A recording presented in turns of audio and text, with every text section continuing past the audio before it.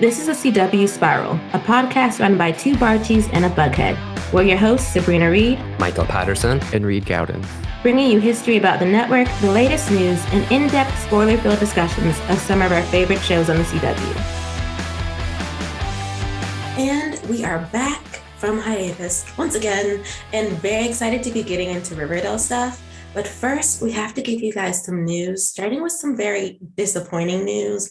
And it just shows that we are really, truly in a new era because Tom Swift got canceled. And at the time, it hadn't even made it halfway through its season. I hate it so much. I know. I mean, nothing really takes the wind out of your sails quite like a show getting canceled right when you're getting into it. Like, that's going to deter people from giving it a chance. I don't know. It does feel like we're living in Katy Perry's song Wide Awake. Like, we have fallen from cloud nine. Yeah, to come out on was it the last day of Pride Month that Tom Swift got cancelled, and this network used to be known for its diversity and inclusion and representation, and yet another show renowned for that bites the dust. And how many episodes are it for?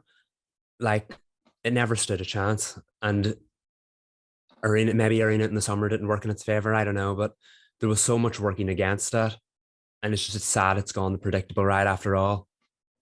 It is, especially because it didn't have its parent show because Nancy Drew wasn't on and won't be back until 2023. And then putting it after Superman and Lois didn't help because those two shows are not similar by any standard of the imagination. I truly wish if the Mole was going to listen to anything, it should have listened to Reed's idea to put the show what was it before Dynasty, right? So it would be. It would have they're similar. It's just the tones are great. I just feel like the viewers for Dynasty would be similar to the viewers for Tom Swift. It's just a pair that would have worked. Charmed went off anyway, so just you could have waited and put Tom in. And doesn't Nancy live on Fridays anyway? Mm-hmm. It just felt kind of natural.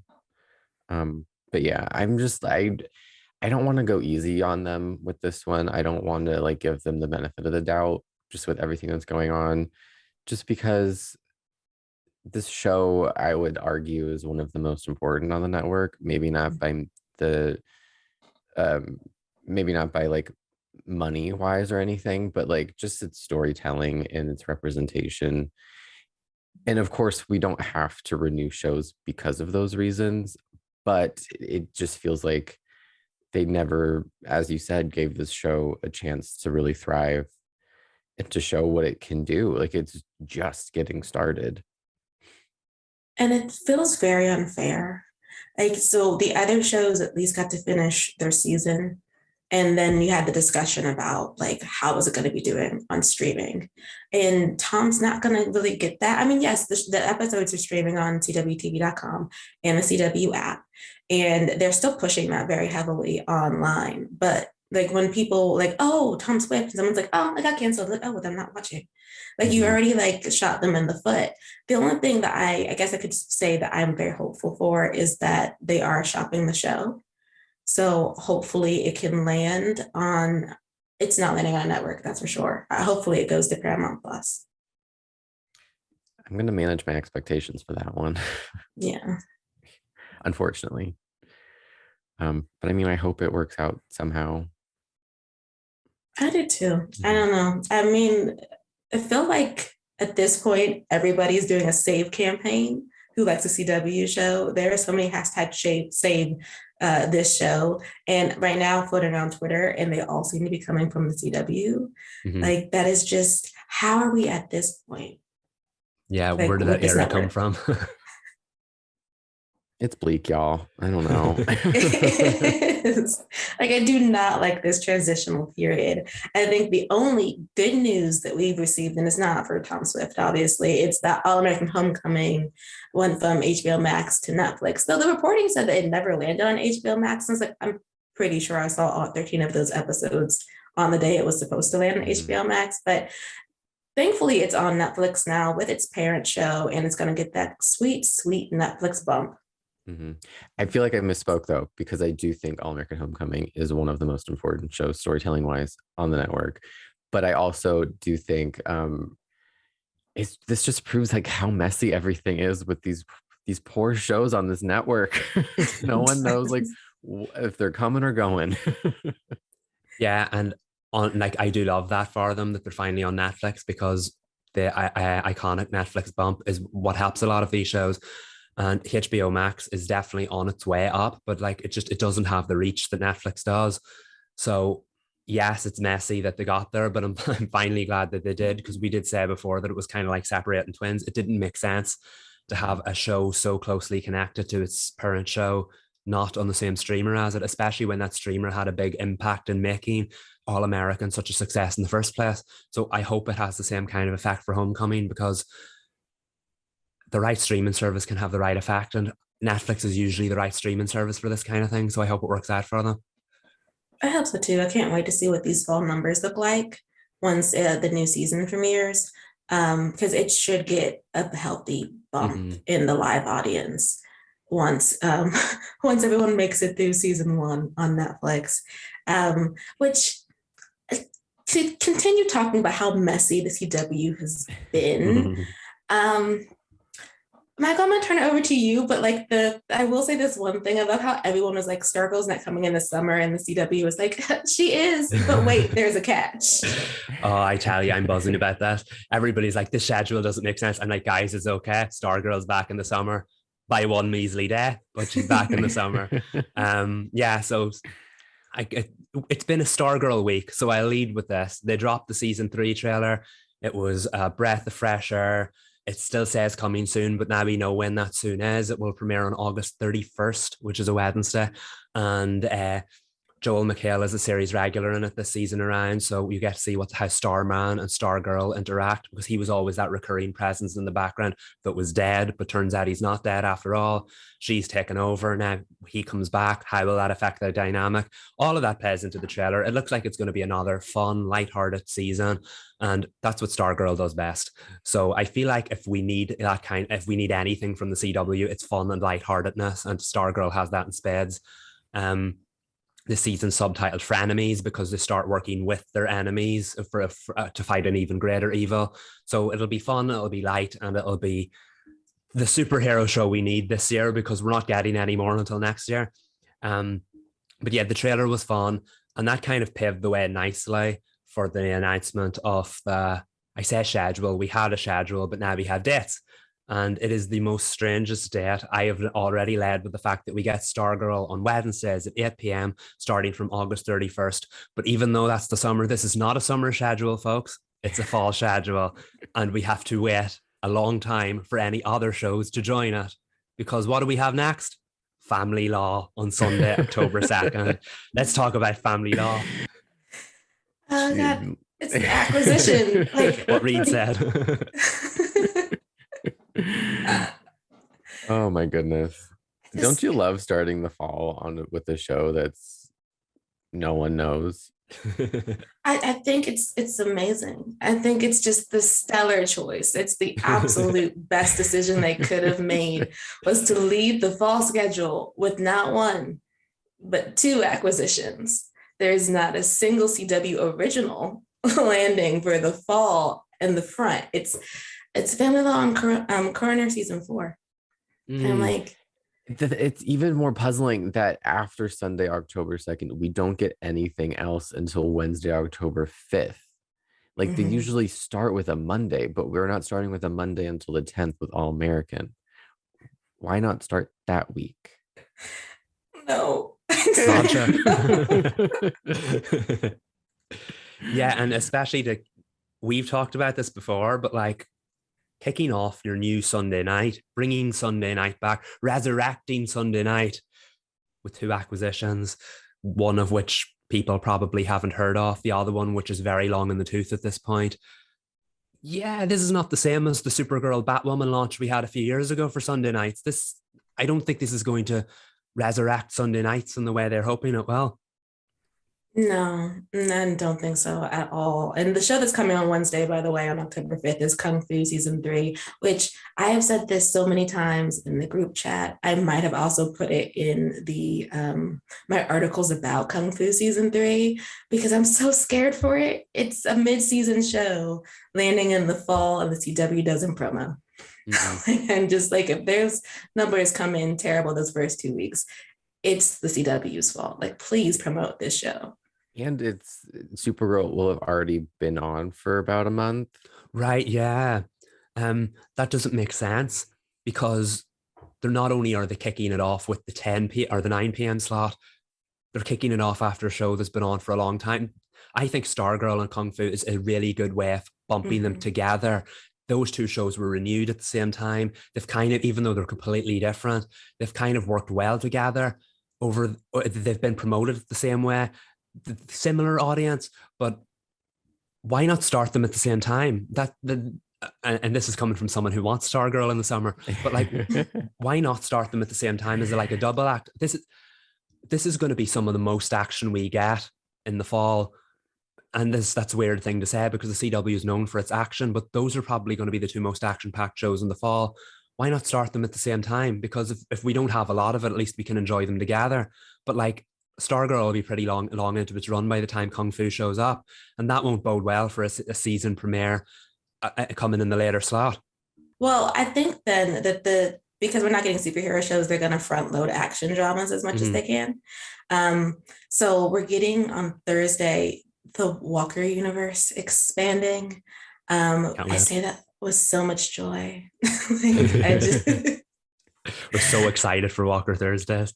I know, it's October 6th, Walker Thursdays. Yeah. I'll be there at 9 for Walker Independence. But yay to the Walker fans. Like, so happy we got a third season. Yeah, y'all are eating. It's fine. Yeah. As it should be. I mean, those numbers do not lie. Yeah. There is definitely an audience.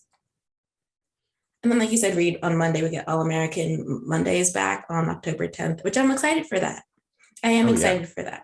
The only two sports dramas on the network that have managed to survive, and hopefully they continue to do so. Yeah, I can't fault a double Monday for All American. The only illogical thing about it is that it's so late into the schedule, but like, it worked last season. It makes sense to bring it back. It's true. I wish it was the lead. It would make more sense to kick that off as the fall schedule. But it's not. We get family law. So and then on Tuesday, October 11th, we get the Winchesters. I guess the new show that I'm most excited about. Same.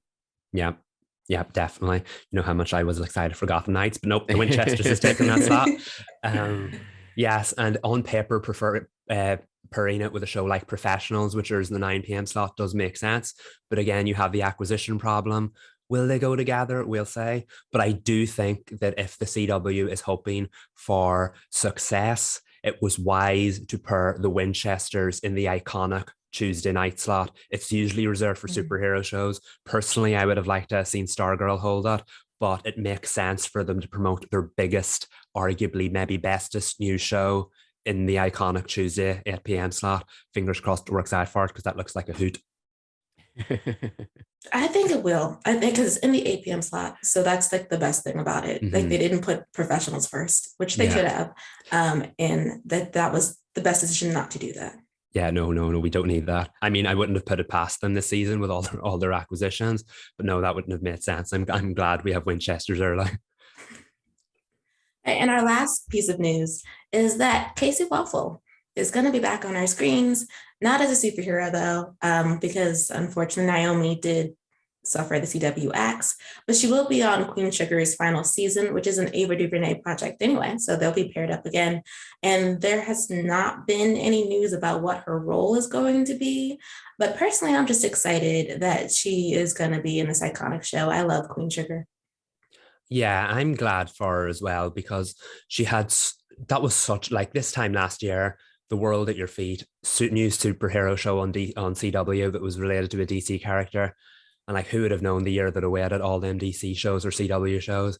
So I'm just glad for her to be back on TV and reunited with Ava as well, because she has so much potential as an actor, and it's weird to take yourself out of it now and look back on the Naomi situation and how it ended up, given that unfortunately it just wrapped as the CW was starting their bloodbath. I feel like Naomi had a lot of potential, and that a lot of that was down to Kaci. So I'm glad she's back on her screens. Same. But I will say, I think HBO Max should have taken Naomi, and I'm not really sure why they didn't. Yeah, that would have made sense, I think, of most of them. Anyway, this has been a year of poor decisions by the CW, and I'm sure they'll continue.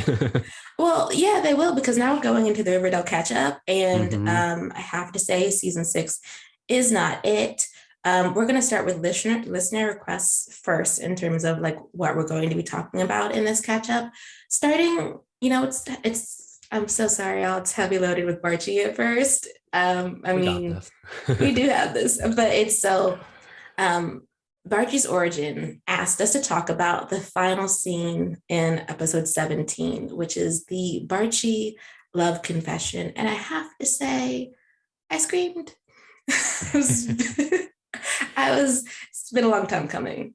I think this has been my favorite scene in this season, because I know at some point I've said it somewhere. I don't know if it was on the podcast or somewhere else. So apologies to anybody listening to me just say that.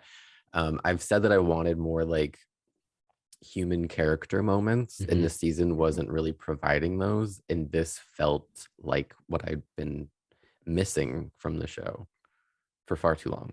Mm-hmm.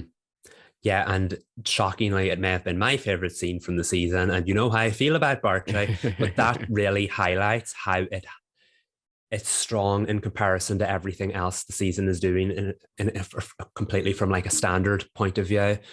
It was such a great character moment, and there have literally been like no other character moments this season. Not to put the moment down, it was wonderful, but it didn't have an awful lot of competition. There hasn't been an awful lot of deep, meaningful moments this season, which is why, yeah, I was sitting watching that enthralled. I was like, where has this been all season? Where have these characters been? And it was really nice to see, particularly because Betty and Archie spent far too much time apart, considering the fact they're supposed to be together. Usually when the pocket character's off, it's to keep them apart. So it's weird to see this like unit that they are constantly in separate storylines. That doesn't work for me. And I think what that scene did is it highlighted some of the other major issues with the season. It was wonderful. It was great to get into their history. They do have a lot of history, and I have no problem admitting that. But I think that also did the show a disservice, because it highlighted how weak the show around it actually is. And it just showed how much, in my opinion, how much chemistry KJ and Lily have as performers. I don't know, they're just really good together in my opinion. Yeah, they are. The way that the scene is framed, where it's just them on the couch, and it's a lot of like, I want to say like up close shots of their faces and their reactions. It feels very intimate, which is like, I think, a core part of their relationship. Whenever they have a moment where they get to slow down and talk about their feelings, it is very vulnerable. And there's always a through line to their past together. I love that she finally like got to hear about the goodness he sees in her in a more positive way, rather than him being like, I don't want to taint you. It was more like, you're not tainted, especially because she's been focusing on this poor cat that she killed as a child. And he was like, well, do you remember the bird we saved? And he's like, I see goodness in you. I see nothing but goodness in you, and I love you for it. And it was just a very lovely moment. I do love when we get to like have some vulnerability that's not just a 1 minute scene and then we're back into the craziness. I like that it ended the episode. For an episode as filled as it was, we got that one quiet moment that these two definitely deserved. And I'm just happy about it. I'm happy about a lot of the Barchie content. Astro Latte wanted us to talk about Betty being Archie's destiny, which is a point a YouTuber named Kai Nicole made. And I would agree. And I do think it is hard, when you're someone who doesn't ship those two and you're waiting for your ship to come back into the story, that it's hard to recognize the points in the plot that are continuing to push you past a line of getting back to what you want. So I think for Bughead shippers and Barchie shippers, season 6 has been hard. Especially because they are very, very, very much laying the groundwork for an endgame Barchie. Does that mean we're getting an endgame Barchie? Not necessarily, because according to Tabitha, I was getting to that, she took the wind right out of myself. Yeah. Yes, we should.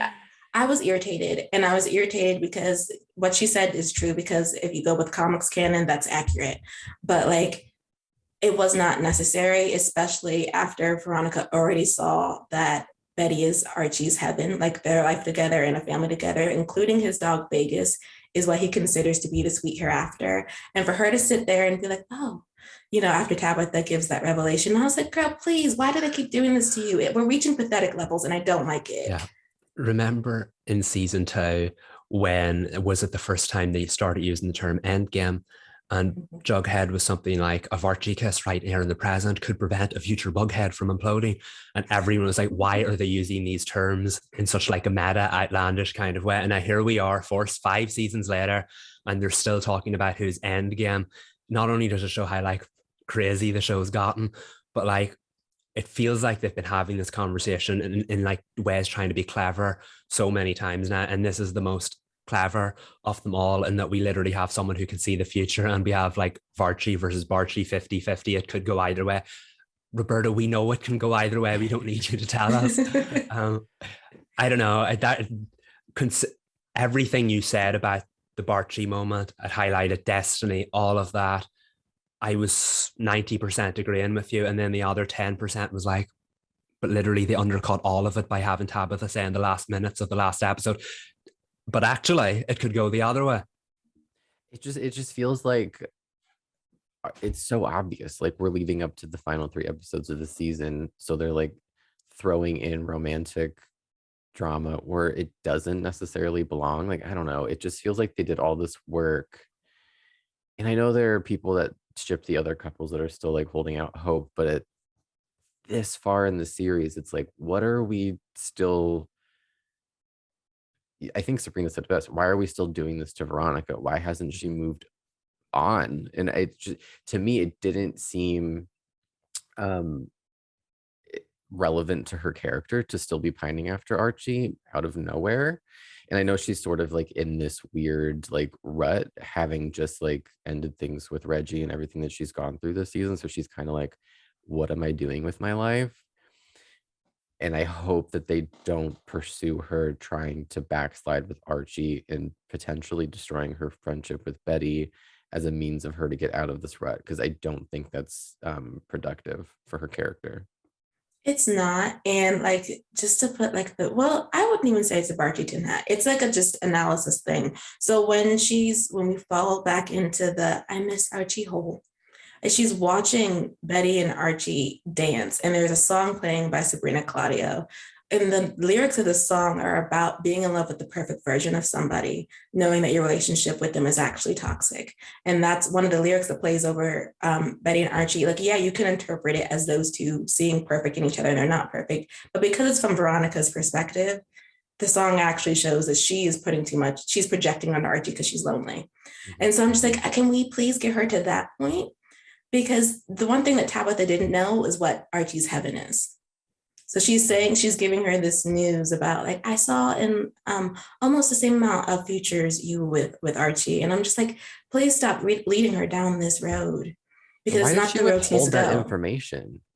I think she was going to say it, and then Archie died, and everyone was dying around them. Like, and so she tabled it. And so for dramatic effect, we get it at the end of the episode. I'm just like, please cut Veronica loose. I want her to be able to go back to New York if she wants to. And she's not staying in Riverdale with Archie. Why do we keep pretending that she don't do that? She had just talked to Betty a few episodes ago about not pursuing her like work crush on Agent Drake. So it's like, what are they doing with Veronica? What are we doing? I don't know.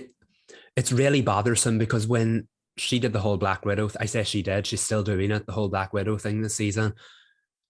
I originally was like, oh, could this be like Varchie endgame here, because he's practically immortal, he can't be killed, and she can't be intimate with anyone because she could kill them. It's like, well, clearly that's setting that up. And then they did that in the next episode where they had Betty had that sweet moment, you can have your last kiss with Archie, because he'll be okay, your poison ivy effect won't work on him. And then it's like, okay, well, they did that was interesting, we moved on. But then Veronica didn't move on, and she's stuck in the same rut. And then to flash back to a few episodes, Jughead, when he was sifting through Betty's memories, all of a sudden got overwhelmed by all of their memories together. And so much so that he had to text Tabitha and was like, I miss you, please come home, because he was worried that he was starting to have feelings for Betty again. And then they completely dropped that storyline and we haven't heard from it since. Like, this is Riverdale. That's going to come back up. You know what I mean? So I feel like they're trying to set up the final season, but like not be too obvious about it. But Riverdale's obvious about everything. So I feel like that's really drawn attention to it. So that the final season's going to be about who's end game. And I'm like, have we not passed that point at this point? We should be, because it feels like, at least for Betty and Archie, they're fine and secure. And like Betty's not insecure about Veronica at all. She wasn't even bothered when she couldn't go get Archie herself and she had to send Veronica. She was like, she can go. And she was like, she was completely fine. And then Veronica made that ex-boyfriend comment. And I was like, girl, you've been fine with them all season. Why are you acting up now? Yeah. It's useless drama. And I don't care for it. We can dead the love triangle because it actually doesn't exist in the text right now. It's just two people who Jughead may have suppressed feelings, which that wouldn't be surprising, and Veronica's lonely. Like, if they want to build a path back to Barchie and Bughead, they need to do so better because I'm annoyed.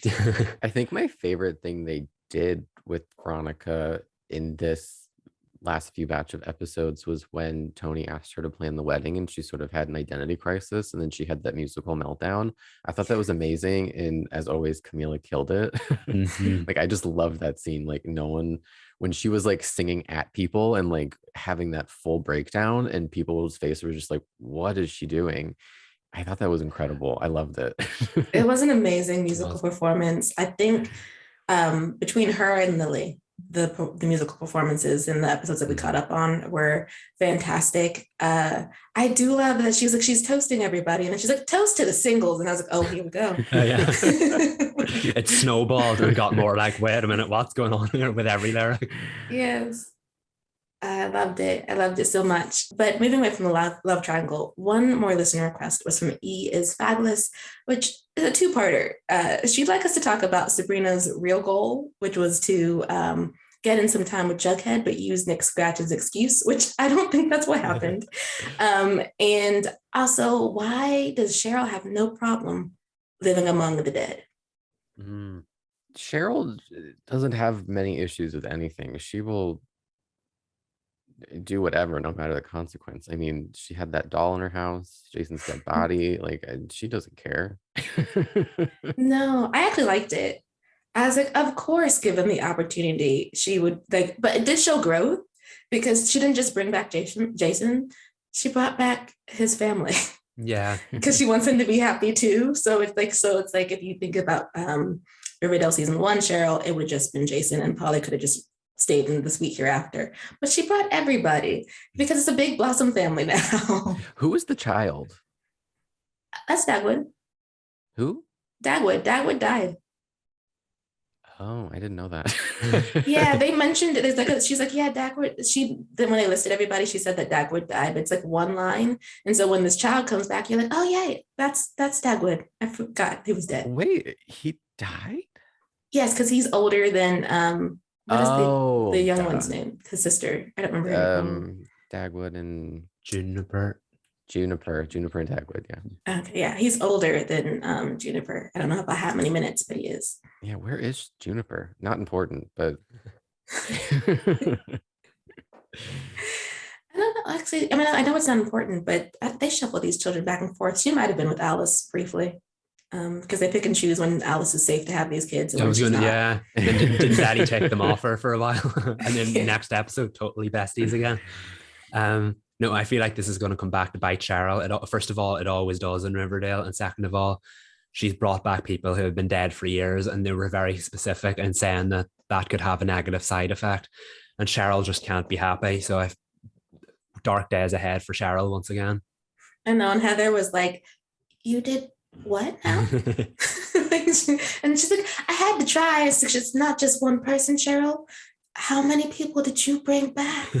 Yeah, Heather looked worried. Yes, because she knows more. I like Heather. Is she somewhat of a plot device? Yes, but I do like her.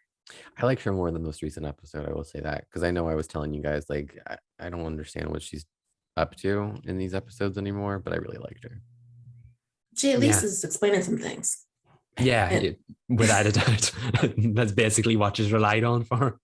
yes. But as far as Sabrina went, I enjoyed her arc this episode far better than I did in Riverdale. I don't think it was an excuse to get close to Jughead because she did not know Jughead.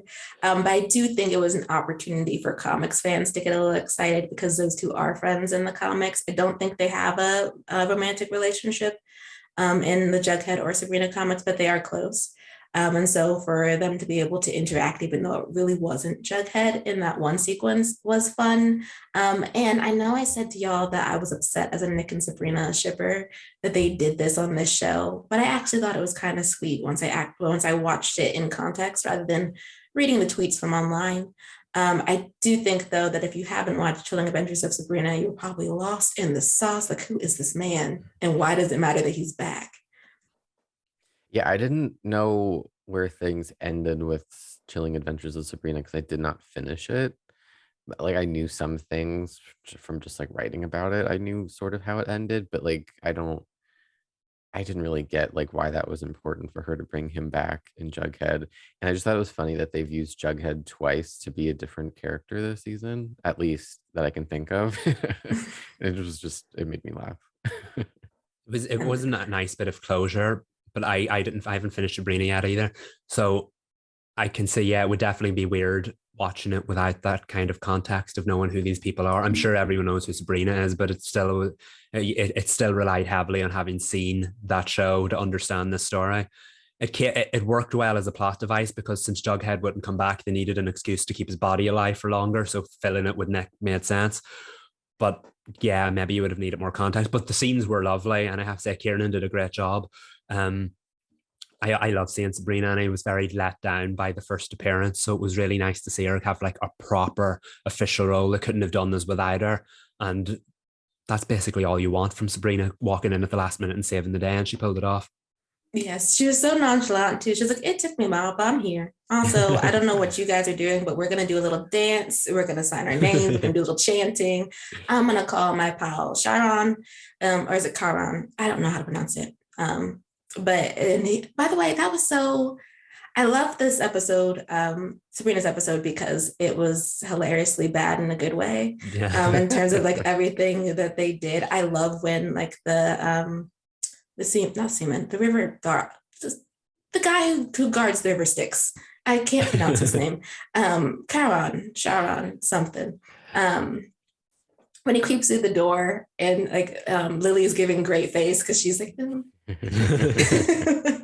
and he's just wandering around the bodies and collecting the coins. And I was like, this is what I missed about Riverdale. I love how campy it is, how weird it is, and how absolutely bad it can be in such the best way. See, I need to rewatch this episode because when I was watching it, I was like, what is going on? What is happening? I was just like completely dumbfounded. And just because this season has been so up and down scheduling wise that I've kind of been like in and out, in and out. It just felt like I haven't had like a consistent thread. But hearing it from your guys' perspective, I kind of want to go back and give Sabrina another chance. Because after I watched it, I was like, I don't know if this was I had no idea. I have to say, maybe it's because I binge watched the last 6 in a row. Seeing that kind of campy and off the wall stuff, it doesn't always work. And believe me, it didn't in that episode. But compared to some of the stuff that the rest of the show was doing, this campy, ridiculous, off the wall, nonsensical episode about Sabrina Spellman bringing people back from the dead with this like weird demon wandering through the living room to take their souls to the sweet hereafter. It was so much more interesting than watching Percival Pickens try to just dissect the town over and over and over again. So maybe that made it look better in hindsight, but it was a lot more enjoyable than what the show's been doing recently. And you see that with The Flash sometimes, that the standalone weird episodes work better than the overall bland story. And that was definitely the case of this for me. It was gothic and it was weird and some of it didn't make sense, but it was a heck of a lot more enjoyable than what the rest of the season was doing. Let me ask you guys, because you guys watched them all like in a row. did it feel tonally like inconsistent? Like one episode did this thing and this episode did another thing, and maybe they dropped a plot thread from episode to episode? Because every time I watched an episode of the season, it feels like the previous episode doesn't really connect to the next episode. Yeah, I feel like that as well. It was more obvious, I think, the last time I did the binge watch, because you can sense they're starting to tie the threads through to bring the season to an end. But and then they did the whole Sabrina thing, which was totally standalone and unrelated to what came next. But like all in all, yeah, I agree with that.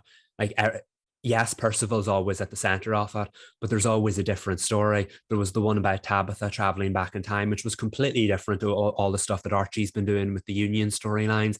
And it feels like they're trying to be realistic while also working with supernatural stuff. And it makes every episode feel really jarring to the next one. And then you had the Veronica Black Widow one, which was totally different to everything else they were doing. None of them really go together.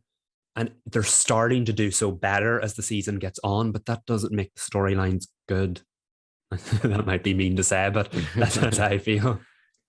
I think I was okay about like how the tone was going. I think it's because I latched on to the save the town storyline and the whole mess with the unions as my way of pulling me through the plots. But like if you don't hold on to that plot, it definitely does feel like you're ricocheting back and forth between points. And that's mostly because the characters are inconsistent. They pick and choose when Kevin is on their sides and when he's not. It's convenient when he's when they need a performance. Oh, Kevin's still working for Percival, but we need someone to do to be the performer at the SlaughterCon. So that's what he's going to do. Oh, Kevin said he's no longer working with Percival and he dropped the case. So Kevin, you can come to the wedding. Like, but you've been fighting with him for episodes. I don't understand. Or I don't really know what they're doing with Alice. It seemed like she was working with Percival. Now she's not working with Percival, but she's still being awful. But we still wasn't need even in this episode, right? No, she wasn't. Oh, I do want to know. But Riverdale's track record, she might not even know that Paul is alive before Polly gets sent back to the sweet hereafter. Oh, goodness. That's going to be a mess. Oh, and then, what's his face? Chip. He was back. For why? Who? Or what's her brother's name? Charles. Charles. Okay. Yes. Chip was the fake one, wasn't he? From a few seasons ago. Yeah. Charles was going to smother him, and Betty was like, no. She's like, enough murder has happened in this house. I was like, you are correct. I don't know why Alice is okay with smothering him with a pillow. Where did he end up? Is he alive? He's alive. Yeah. Veronica basically did like a blood transfusion type of thing with her powers. I don't know. I got lost when they started trying to explain it. Yeah. It's because what's his location? Is he like in the house still? This is what doesn't make sense. The trash bag killer showed up, kidnapped Alice and Charles, but like kept them in the house, tied up, and then he was like, "Come on, Betty, let's kill them together." And the trash bag killer also slaughtered the FBI agent that was watching Charles, but Betty stopped TBK. And now I think Charles is living in the house, but I'm like, he's still a prisoner, and like he has to go back to jail now that he's better. And they haven't followed through on that because it's not important to the plot. Let's get into TBK. That kind of fizzled, right? It did, but I think it's gonna come back. Because like it ended too quickly. Yeah, well, I think he's dead. Like the person who was supposed to be trash bag killer is dead, but I also think Drake is pulling the strings. Oh, so you think it was like a team effort, like Scream? I think you haven't even watched Scream, have you? I always make Scream references. I always make Scream references, and you're like, I don't know what you're talking about. I was gonna be like, I'm gonna let him leave that reference, and everyone who's listening can be like, yes. Well, in Scream, there's usually like two killers. Okay. Oh, well, I think Drake is the one pulling the strings. So like, I don't think it's a partnership. I think that she was commanding. I mean, I'd hope that character would have a purpose. She came out of nowhere. Yeah. No, that was totally jarring. I know Reed mentioned it before, but like even watching it, knowing that she literally goes from 0 to 100 to then when the storyline no longer leads her back to 0 again. And she was there in every scene, and like things didn't make sense.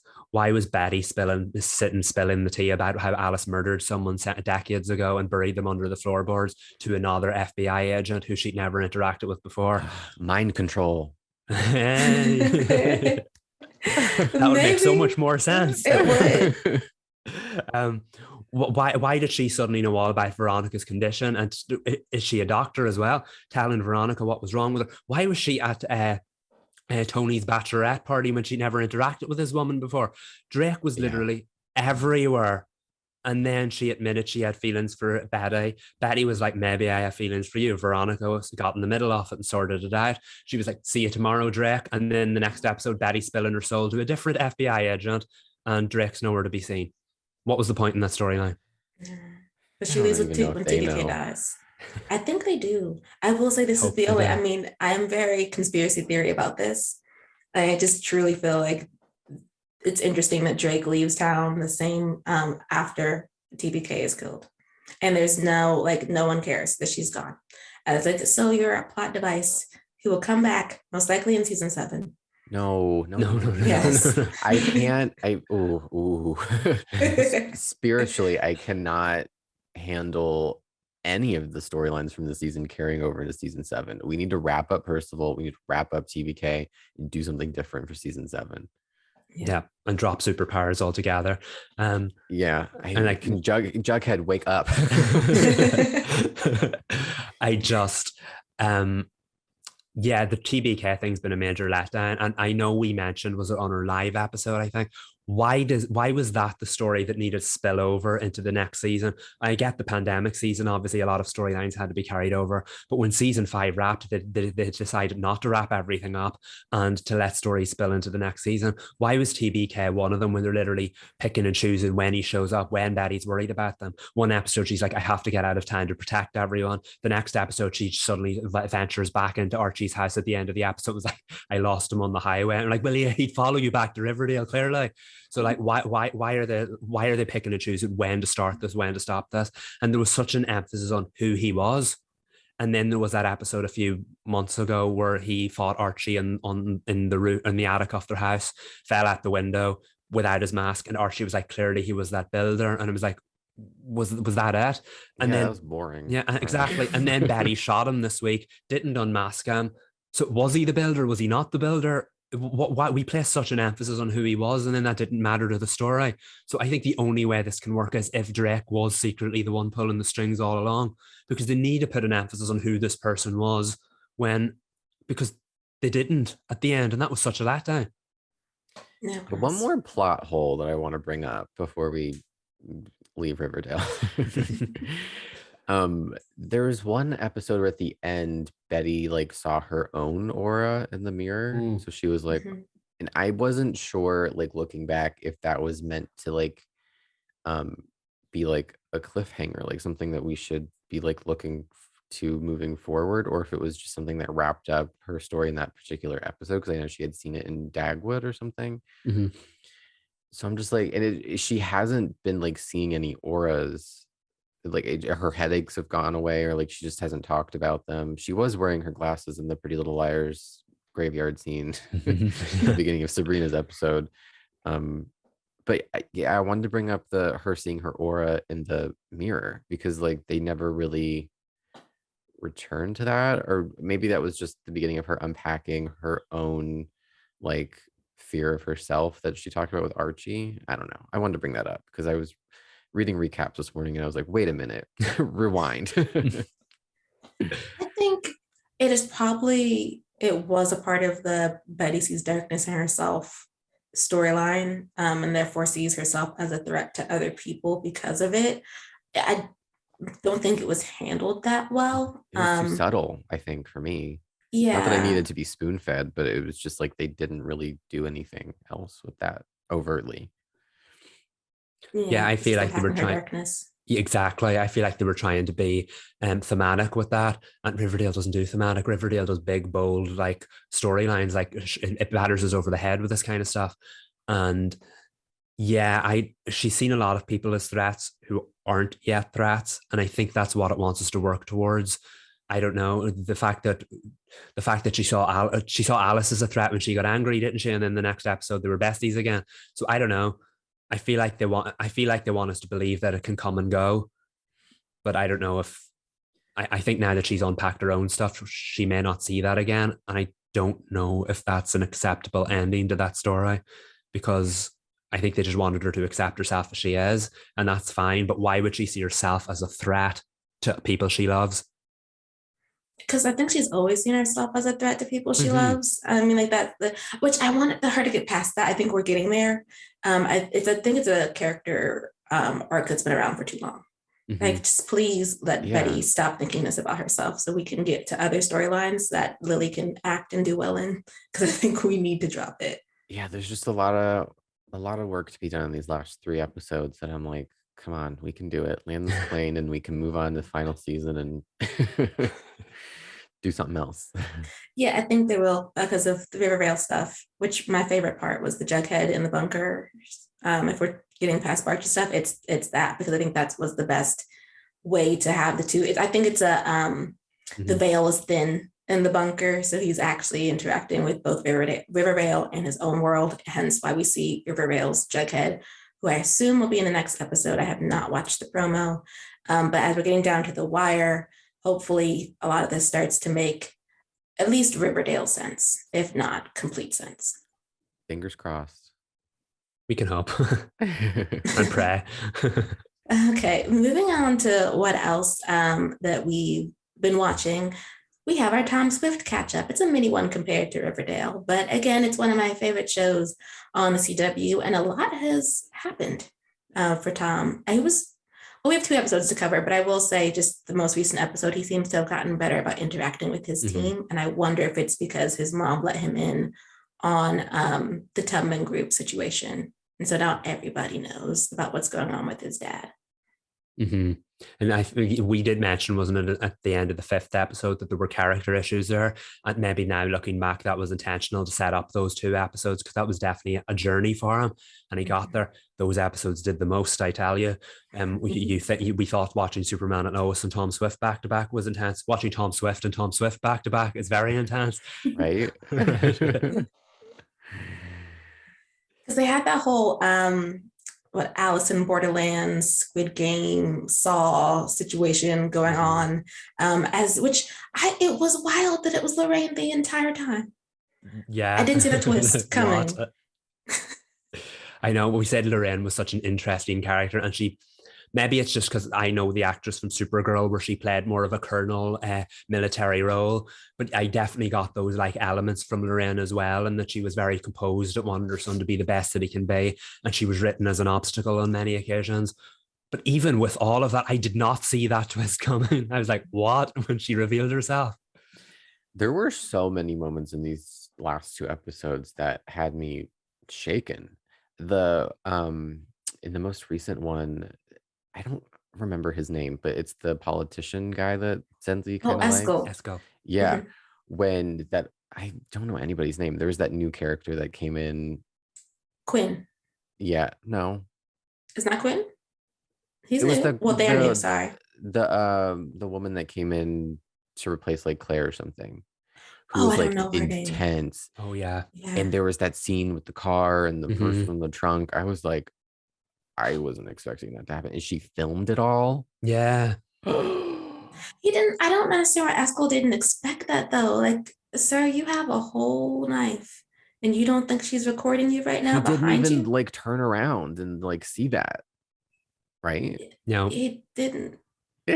that's going to get played out of context, and that's going I to be his gasped undoing. so loud because I don't know what's gonna happen next, but she sure seemed like she knew what was gonna happen next. She did. So what's interesting, I think, like you have Eskel and Rowan who I'm trying to pin down, like, do you believe in the road back? Or did you at once believe in the road back and now you can't leave? Like, what is going on with you two? Because they're both like, Rowan is interested in Tom, but is doing the most when it comes to playing both sides. And Eskel is doing the exact same thing as he tries to court Zenzi, but clearly his feelings are real. So I'm just like, there's too much of this enemies to lovers between both ships that have me like, I need y'all to like, please give us the line because I'm stressed. I don't know whether to trust them or not. Yeah, and I of the 2 storylines, it was the Eskel one that surprised me the most. I was pleasantly surprised because he's been written in a very like flat kind of like sleazy corporate corrupt politician who's clearly in charge of the movement here. And that episode did the most to undo that, and that you see, his feelings are actually real. He's not the top dog. He's just maybe a lieutenant in a big wider scheme. There are other people above him that he answers to. So that was that was an impressive twist. And he saved Zenzi, and he was nice, and he apologized for what happened in the house in their death in the previous episodes. So that was nice. But then almost too soon, he's done something he can never come back from. So it feels like even though he's not this main villain that we all need to be worried about, he is still, I don't want to say total, it feels like they moved him from redeemable to back to irredeemable very, very quickly. And I suppose that's very, very good because the show is very intense like that. But it'll be interesting to see where they go from here on out, because he's not the top dog now, and there are other things in play here. But will he continue to be that presence? Will they still suspect that he's the main threat? So I don't really know what to make of that episode. A lot went down, and I have a lot of conflicting feelings about it. But I did enjoy that arc anyway. I was really shocked too that there's only 3 episodes left. There's only 10. Did we know that it was going to be 10? Oh, I forgot it was 10. I cannot believe we only have 3 episodes left. I know when they said 3 episodes left, I was like, wait, I must have made up 13 episodes in my head. I thought the same thing. Yeah. I can't, they have so much to do though then, because we're ending on a cliffhanger. It's oh yeah, they did say that. Confirmed. Well, I mean, did they say that? That's my reading. I'm gonna assume you're right. Yeah, I would assume as well. Because I mean, it was filmed before they got canceled. True. Okay, now I'm sad. Yeah. But they one of the great things that they do in Tom Swift is they also see it in history. And it's a lot of times tragic history, unfortunately, but Lorraine's talked to Tom about what happened to his sister Alexandria because of a doctor whose racial bias kept her from getting the medical attention that she needed. And then her finding out that, no, this is a thing that happens to a lot of Black women. That's the whole, I want to say that's the impetus for the Mountaintop Project that'll establish a colony in, assuming on Saturn, for Black people to have a safe haven against white supremacy. Like that whole last sequence, I was like, I got goosebumps. I was shaking. It was like such a great moment, especially when Tom's like walking down the hall and you see all these pictures of different figures, Black figures in American history. And they showed Bayard Rustin.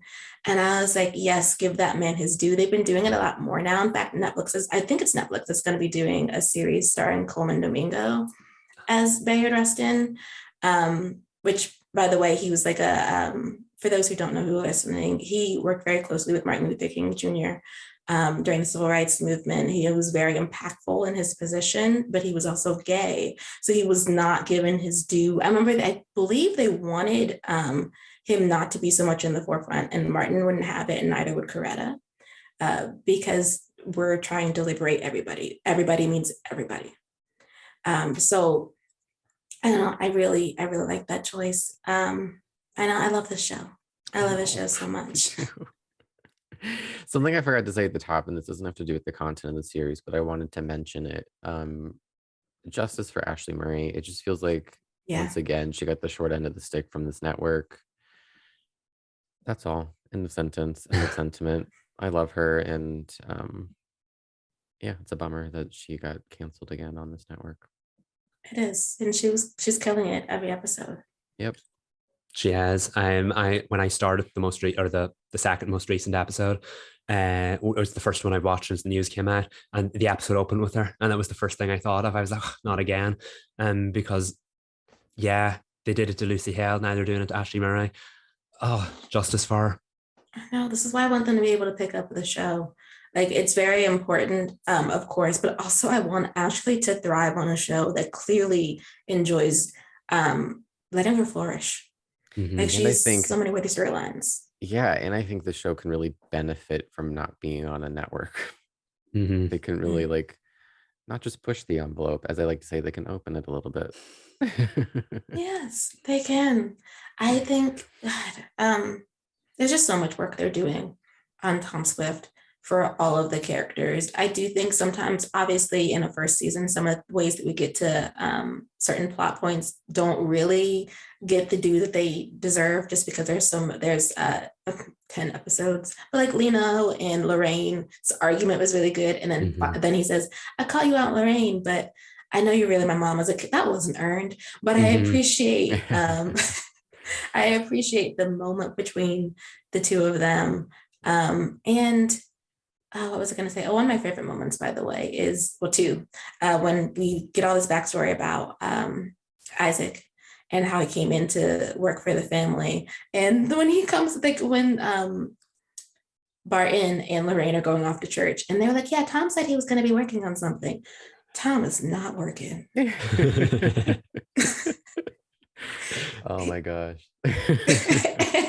and Isaac has to send all those men out that room. He's like, no, leave. It's over. He's like, you're hanging out with boys. You don't have friends. Like, boys in underwear is what he said. And I was like, oh, not Isaac being like, get better friends. I mean, and he did in the end, didn't he? He did. It all paid off. Where was the lie? There were no lies, especially because that's like, Tom, you letting them steal from you too. It's one thing for y'all to be partying together. I mean, that's fine. That's whatever you want to do, but they're stealing from you, sir. Like, that's not friendship. That really struck me, that you can see how that friendship was formed now. The fact that Isaac wasn't afraid to stand up to him and say that all the good things he could do with his money. And I feel like the show definitely portrayed it like that was pivotal, not just for Isaac, but for Tom, that friendship. And like then it was always nice seeing how the jarring of how it flashed back from the past scene into the present, and to see how they did ultimately become such a great duo. I know. I love everybody in this show. I also love, I'm still a shipper for Zenzi and Isaac, even though, you know, I got a little ping on the heart when she came running for him and he was having a moment with Tom. And I was like, oh, it's definitely a slow burn. I'm still rooting, but it's a slow burn. We would definitely get that in a future season. If we get one. Manifesting.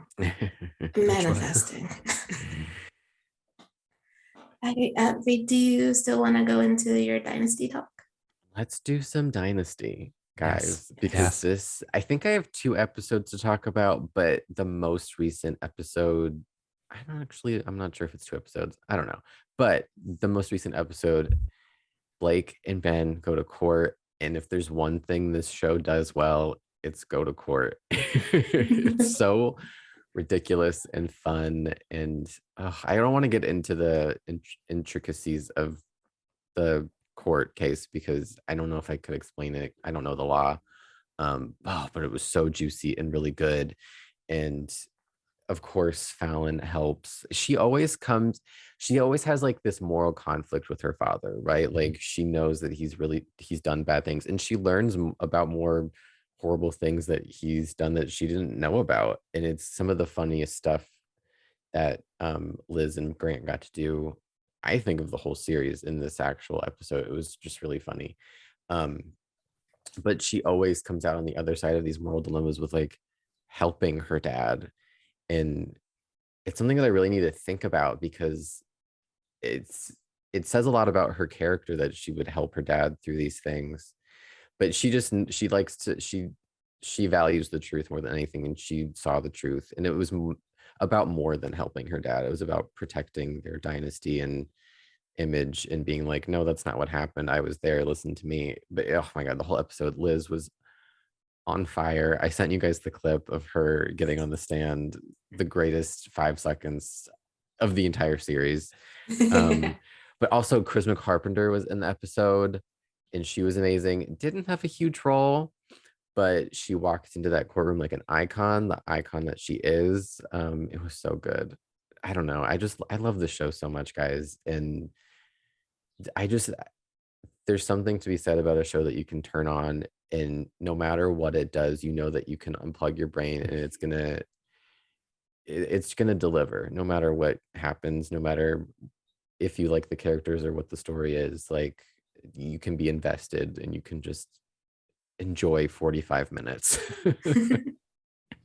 That's what the episode was for me. And they did a lot of not to keep babbling on, but they did a lot of like circling back to things that had happened in previous seasons, like before Anders. Ooh, that's a spoiler. I won't go there, but Kirby comes into a little black book of the Carrington family's secrets, and let's just say Alexa stole that book and provided it to Ben. Oh, it was just so juicy, guys. It was amazing. Just like soap heaven. That sounds great. I know I say this every time you talk to us about when you catch us up on what's happening on Dynasty, but it really does seem like they use their warning really well. I mean, because this, you're like the circling back, that's a series finale sort of thing where it's your final season, so you know you're going to keep seeding things into the season, so stuff starts making even more sense in the grander scheme of things. I mean, like, kudos to them for using the time wisely. I am really concerned about Fallon's baby, because there's a development with Adam. I just like love to hate the guy. Right. He kind of hits it off with the surrogate, and I'll go there. In the final scene, Fallon walks in on Adam and the surrogate kissing, and she hates this man so much, and it's just like another thing. She's like, really? So I'm like worried about where they're going with the surrogacy storyline, because I really want it to work out for Fallon and Liam. I don't want them to be like, JK, Stacey was never pregnant and Adam got her pregnant or something. Like, I don't know. I'm just like crossing my fingers. I know it's going to be like a wild soap opera ride, but I'm just hoping it's not as wild as I'm imagining. Please no. How many episodes do they have left? I think this was 16 or 17 of 22. Okay. Yeah, but they're going to be off until August, so I'm getting my Dynasty time in now while I can. Yeah, I have to say, now that I'm more caught up on it, and we'll get into that later, but now that I'm more caught up on it, you're so right when you say about courtroom drama. The season 3 infamous court episode was mind-blowing, and your analysis of Fallon and Blake's relationship, of how she always is conflicted when it comes to fighting for him or against him. Oh, soap drama beauty. Yeah. It's weird to hear you talk about it now and know where I am and catching up. And yeah, it sounds like it gets even more bonkers as it goes on. And I can't wait. They've done a really good job, I think, where you are in season 3. That was like maybe the most bonkers, and then season 4 they scaled. I've said this before, but the season 4 they kind of scaled back and got to a more like character driven place, and that's kind of carried over and meshed well with getting back into like bigger, more like crazier storylines in season 5. So it's really I don't know, it's really funny to see how Fallon continues to have these like vulnerable moments with her dad. Like that's been the through line through the whole series, is Fallon and Blake, and seeing how that's changed from like the huge moments to like smaller moments to, again, like huge high stakes moments.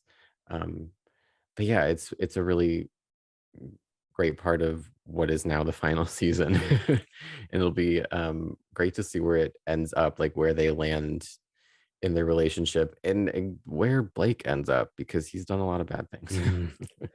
Yeah, in typical soapy fashion, you root for him anyway. So I'm really eager to see how it all wraps up for him, because he has been portrayed as the villain of the piece quite often, but at the same time, he's a villain you can kind of root for, because he's always Fallon's obstacle. So yeah, I'm really eager to see how a show like that wraps up for everything, every character, because no matter how bad they are, you still kind of love them.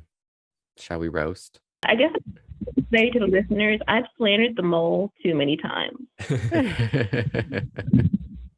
Now I have a lot of connection. And so I'm talking to y'all now from my phone, because technology is wonderful. So our roast, besides, technology, the mole, is just that it's about Riverdale and this whole storyline about saving the town. It's unnecessary. There's been nothing so amazing about Riverdale that it necessitates any of this. And the storyline just keeps getting more and more bonkers. the more they keep telling us about it. Like now Tabitha's the guardian angel of Riverdale. Why? Yeah. Right. Riverdale in its heyday was bonkers. Dynasty continues to get bonkers, but this is not the kind of bonkers Riverdale needs. It feels like they're throwing everything at the wall just to see what sticks. And I know you can admire something when the gloves come off and they're like, let's try that and let's try that. But a lot of this feels like it's done for the sake of it. And again, just to save this damn town, which, as we said before, really doesn't deserve it at this point. Is it worth it? I don't know. I don't think it's worth saving Riverdale. So yeah, I think we talked about it a lot in our Riverdale catch up, but move on from saving Riverdale. Either save it or don't. Yeah, let it go. And hopefully it's not a plot point in season 7. Please no. Save it in this season and let us move on. Amen. Start afresh. All right. Well, that is it for this pod.